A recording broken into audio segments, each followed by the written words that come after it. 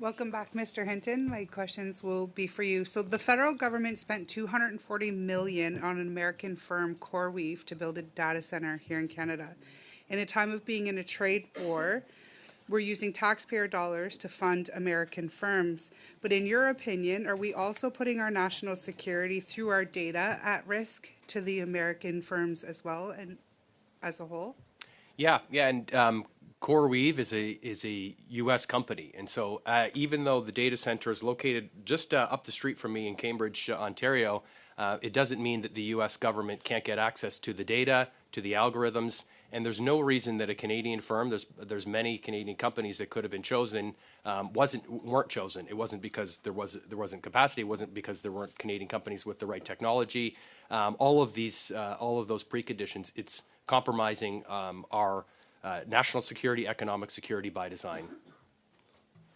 Thank you. Microsoft announced a plan to invest $7.5 billion over the next 2 years for digital and AI infrastructure. In their procurement announcement, Microsoft issued a 5-point plan to protect Canada's digital sovereignty. One of them was to keep Canadian data on Canadian soil.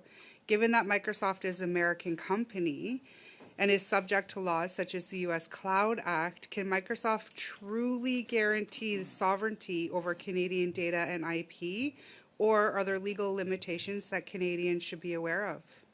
Microsoft cannot, and so in a European Parliamentary Committee, a legal officer from one of the cloud companies admitted and acknowledged that the U.S. Cloud Act compels them to share data. And so France, for example, is moving away from Microsoft. Other countries are doing that because of this glaring gap.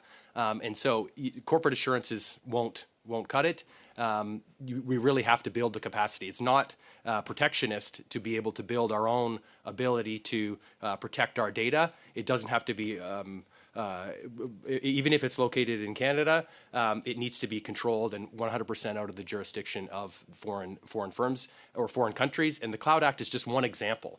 There are other policies and other pieces in place, the Patriot Act, other things that compromise our ability to govern these.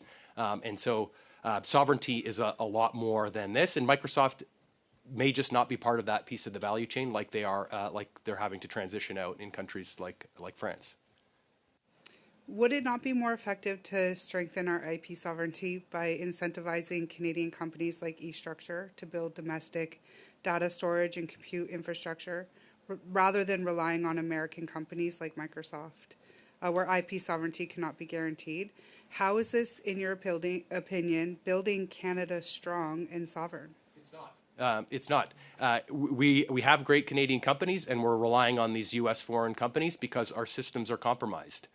We have captured systems by these foreign firms and these foreign countries, and we need to be standing on our own two legs, and we're not. And we continue to invest in systems, national defense systems, health systems that rely on foreign firms, and thus compromising the data, the algorithms, and our economic competitiveness. If we give these billion-dollar contracts, hundreds of millions of dollar contracts to foreign firms, that's lost opportunity, and our Canadian firms are even that much further behind. And so we don't have this industrial capacity because we continue to put Canadian firms far below those global firms.